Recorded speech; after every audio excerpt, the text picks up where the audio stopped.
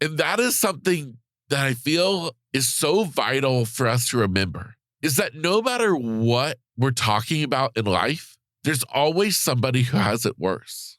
Yeah, I know. Sometimes that can seem hard to imagine, but I found it to be the truth. There's always somebody who has it worse than you.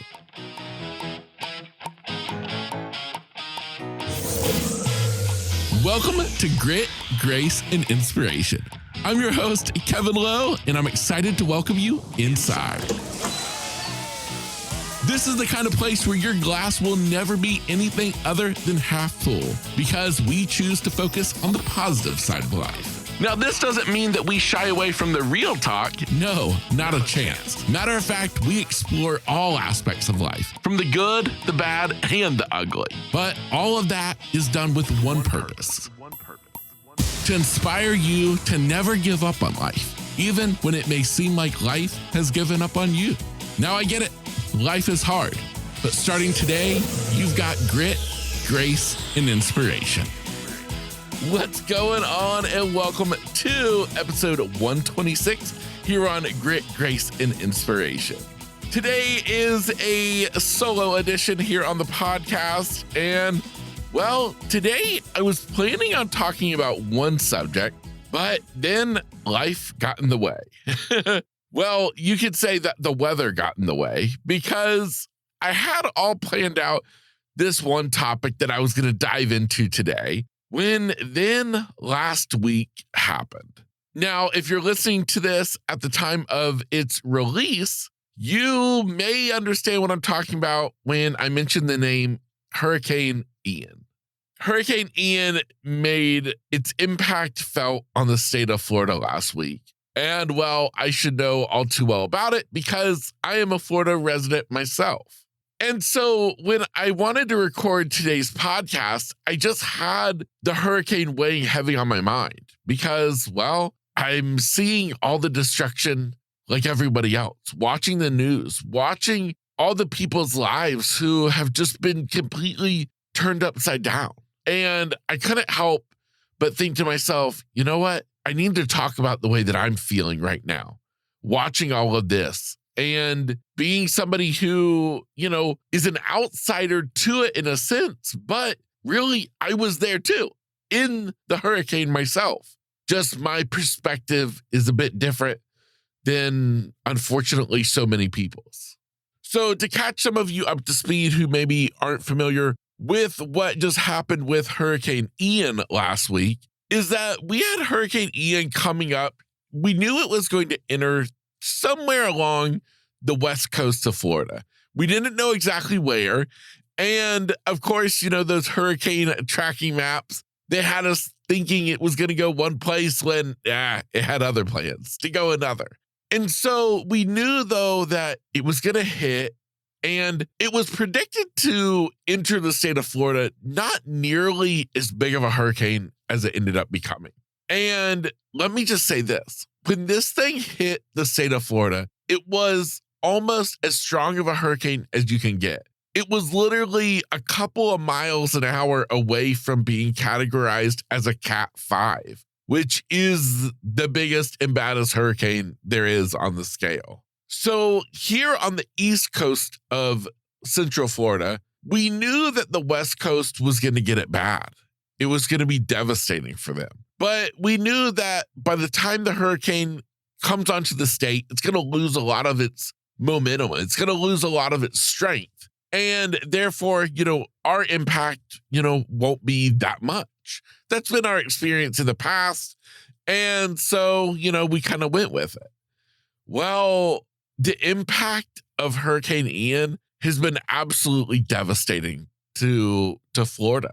And now it's even gone back out into the Atlantic Ocean and is aiming its sights on the Carolinas. And so the time you're listening to this podcast, I don't even know what it's done in the Carolinas because that's still to come. Right now, it's just literally exited the state of Florida. It's in the Atlantic. And I'm sitting down to record this podcast for you today. Now, what was crazy about this hurricane is that a lot of times what we focus on is the winds. We're all focused on the wind speed. And because we know the higher the wind speeds, the more damage that is going to be done. And I can tell you that living where I do, when the hurricane came through, the wind was whipping. Luckily, it was nothing strong enough to do any damage besides for, well, grabbing a wooden fence or two in the back of my house and throwing it down, along with some big oak trees in the neighborhood and just kind of scattering debris all over the place. But for the most part, by the time it reached us over on the East Coast, the winds had died down enough that that wasn't such a big deal. What the big deal about this hurricane, though, was the flooding that it brought. The amount of flooding was something that I have never seen in my lifetime living here in Florida from a hurricane. It's been absolutely devastating. And today I sat watching the news, watching my fellow Floridians across the state where the hurricane entered Florida, and even back here on the East Coast in my very city, watching homes underwater, lives destroyed. And I just thought, oh my gosh, how absolutely horrible. And that's really what brings me to the topic that I want to talk about today, is honestly the internal struggle that I have faced while facing this hurricane. Because as a Florida native, you would think I'd be somebody used to the heat and humidity because, well, that's basically our weather forecast always here in Florida, is it's going to be hot and humid. Well, truth be told, I'm a Florida boy who hates the heat and the humidity. And so I'm somebody who I survive off of some air conditioning. Well, the bad thing about hurricanes is that it's pretty much a fact. It's going to steal your power. It's going to take the electricity, which in turn means it's taking your air conditioner. So here I am in the midst of this hurricane and the power is off. The house is hot. It's ridiculously humid. And all I can find myself doing is praying like, oh God, please just let the power come back on. Or even leading up to it, praying, God, please keep us safe. Please don't let our power turn off. Please keep the power on. All the while, though, then starting to realize the damage that this hurricane was making. And so I started to realize when I was praying that I kept having a struggle because I kept wanting to ask God for my heart's desire, for things that were affecting me. But at the same point, thinking to myself, Kevin, how can you ask for that when you see what's going on, what these other people are going through? And that's really what has prompted today's topic.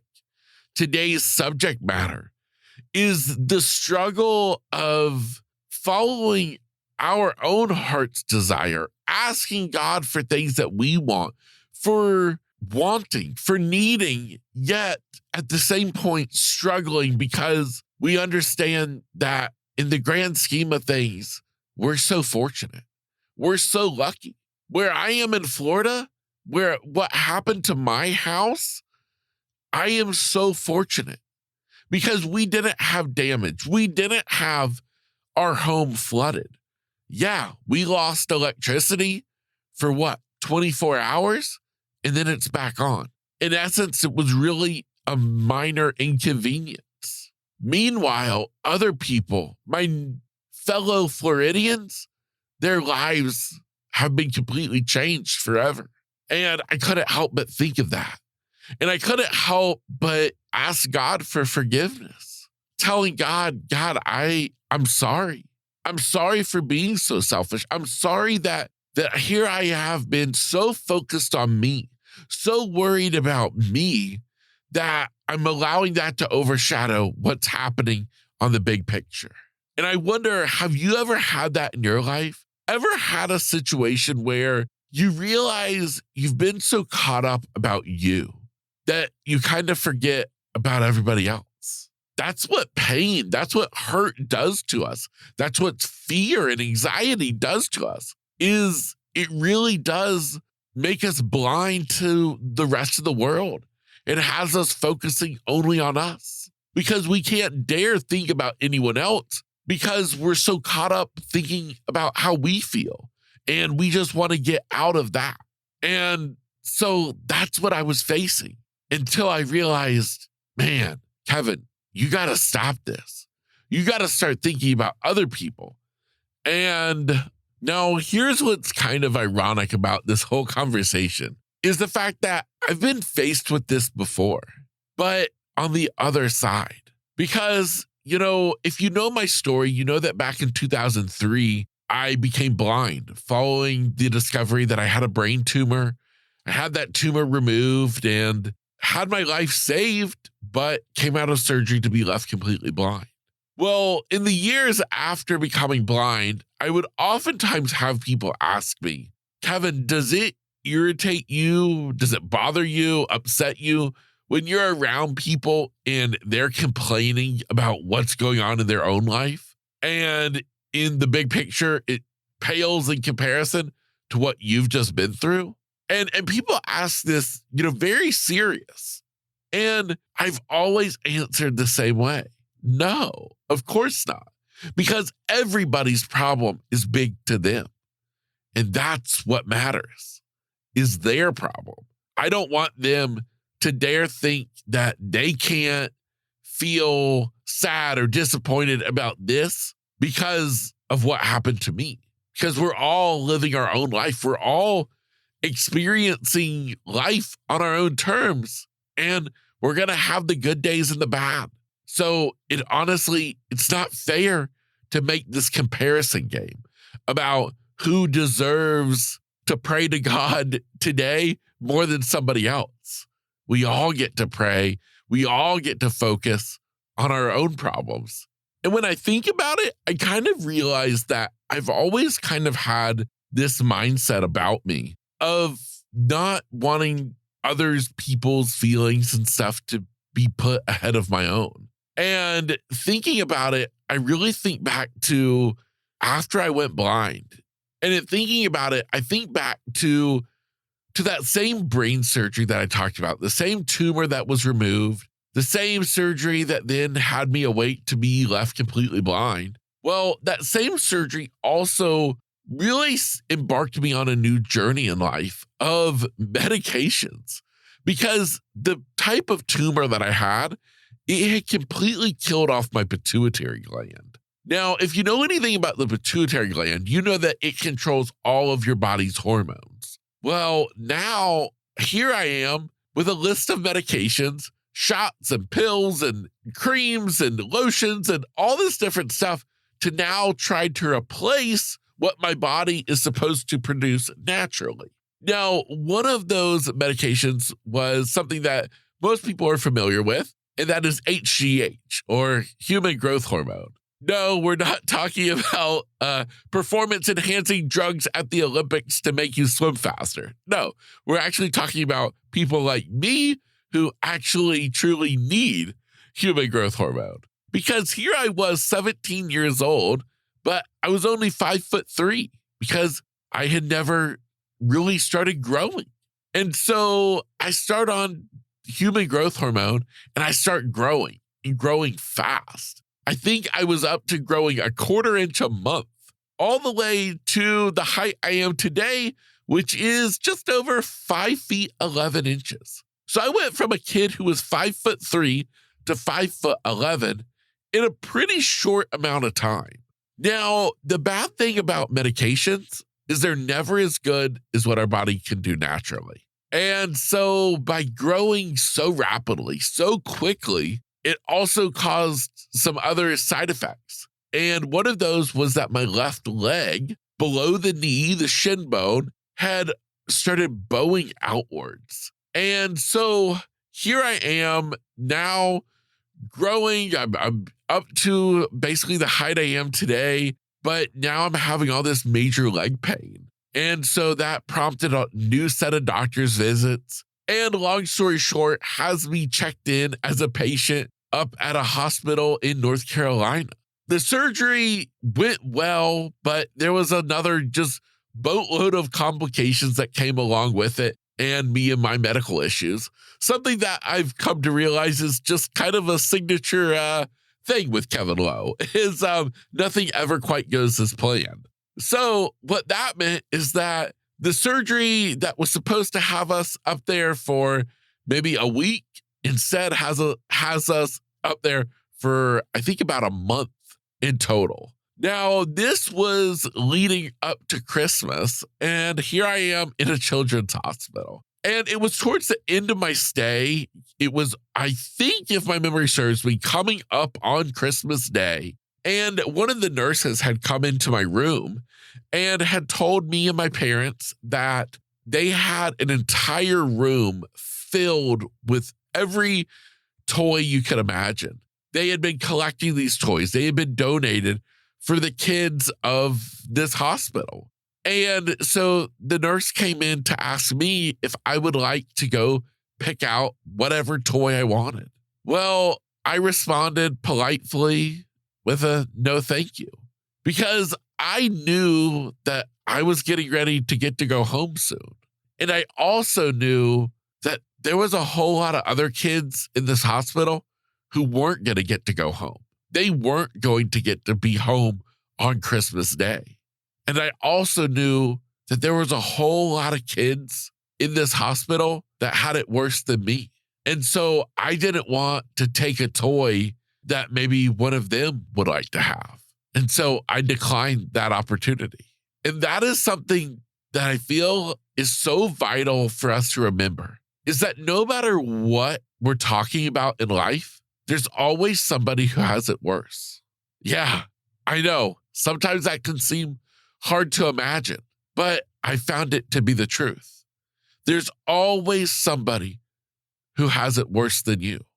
And one of the best ways to overcome what we're going through, I have found, is to focus on thinking about the person who has it worse than you. What can you do today to help them? That's what got me involved in different support groups through Facebook for people who are blind, or for people who have other health issues like me with no pituitary gland, and is ultimately what has led me to become a coach.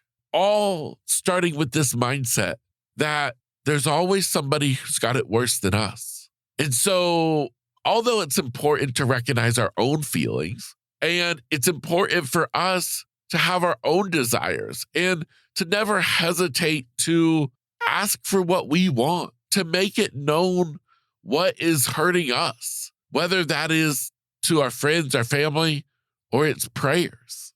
We need to make it known. But at the same point, I do believe that it is healthy. It is good for us to also think about other people, to think about the people who do have it worse than us. And, not only can that lead to us thinking about ways to help them, but it can also really just be a benefit to you by helping you have kind of a big picture reality check on life of, hey, you know what? Maybe this isn't so bad after all. And that is where I wrap up today's episode with the final thought. Whether it's a hurricane affecting an entire state's population or a medical issue affecting just you, there's always somebody who has it worse. So think about them, while at the same time remembering that it's okay to care about yourself. We need to care about ourselves. What do they teach us in scuba diving? You got to take the breath first, then pass the regulator to the other diver. Yeah, we got to help ourselves to then be able to help other people. So that's my kind of crazy solo episode here for the podcast. Still kind of in a fog from the past couple of days. And I don't know. I made it through it. I've got you today's episode that hopefully can give you a little bit of insight into life, and always with the hope to make today a little bit better than yesterday. Hey, real quick before you go, I have one last thought to leave you with. I, of course, hope that you've enjoyed today's episode, but more importantly, I want to remind you that I never want you to listen to an episode of this podcast to hear something that I have to say or that my guest has to share and think, wow, I wish I could be like them. I wish I could overcome my own challenges and do the great things that they are doing, but I just can't. Well, friend, that's where you are wrong. You are capable. You are able. And you darn sure are deserving of having all that you can imagine in this life. There's nothing special about me or any guest I have on this podcast. We are all just normal people trying to make it in this life. And so I encourage you to take a look at yourself in the mirror and remind yourself that, you know what, I can do it too. Now, of course, if you would like help along that way, reach out to me, whether that's as a listener of this podcast, a friend, or if you'd like to work with me as a coach. My contact information is inside of every episode's show notes, just like this one. So go down, check out my contact information, and reach out to me today. With that said, I encourage you to take on the day every day with grit, grace, and inspiration.